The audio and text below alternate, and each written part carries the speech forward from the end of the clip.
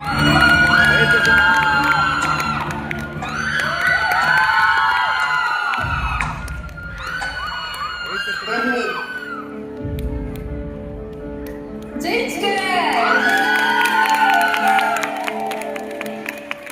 தோல்விகளும் வருத்தமல்ல.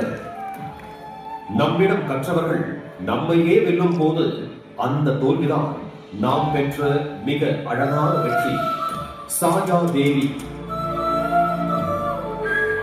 சிறப்பு குழந்தையாக இருந்து தனது சகோதரனை இழந்த வலி அவனை போன்ற பல குழந்தைகளுக்கு வாழ்க்கையை உருவாக்க வேண்டும் என்ற லட்சியமாக மாறியது. அதற்காகவே அறிவுசார் குறைபாடுகள் குறித்த சிறப்பு படிப்பை முடித்து 2011 ஆண்டு வெறும் 2 குழந்தைகளுடன் தனது பயணத்தை தொடங்கினார். அன்று 2, இன்றோ 212 மாணவர்கள். ஒவ்வொரு குழந்தைக்கும் தனித்தனியான கவனம், கல்வி, வாழ்க்கைக்கு தேவையான செயல்முறை பயிற்சி, எதிர்காலத்திற்கான தொழில் பயிற்சி, நெசவு, கைத்தறி, கலை மற்றும் கைவினை என ஒவ்வொரு திறமையையும் தேடி கண்டுபிடித்து சிறப்பு மாணவர்களின் எதிர்கால வாழ்வை செப்பரிட்டு வருகிறது இவர் நடத்தும் இப்பள்ளி. தனது மாணவர்கள் யாரையும் சார்ந்து நிற்காமல் தங்கள் சொந்த கால்களில் நின்று தன்னம்பிக்கையுடன் தங்களுக்கான வாழ்க்கையை தாங்களே உருவாக்க வேண்டும் என்ற அடுத்த இலக்கை நோக்கி பயணிக்கிறார்.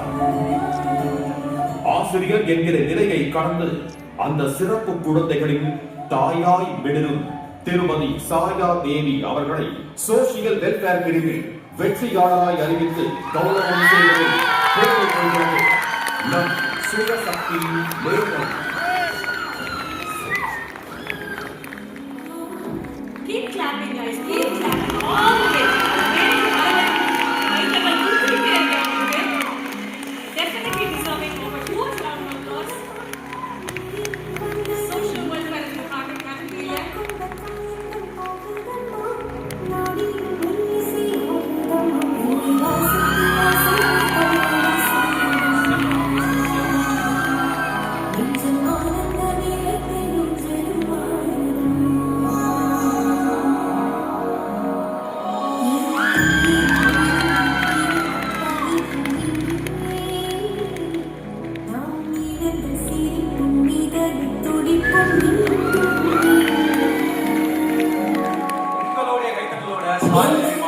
இப்ப வந்து எங்களோட மேடையில் இருக்காங்க. ஒரு சாதாரண கிடையாது. அத்தனை பேருடைய கரகோஷத்துக்கும் ஒரு தகுதியான ஒரு சொந்தக்காரர் வந்து இப்ப நம்ம மேடையில் இருக்காங்க.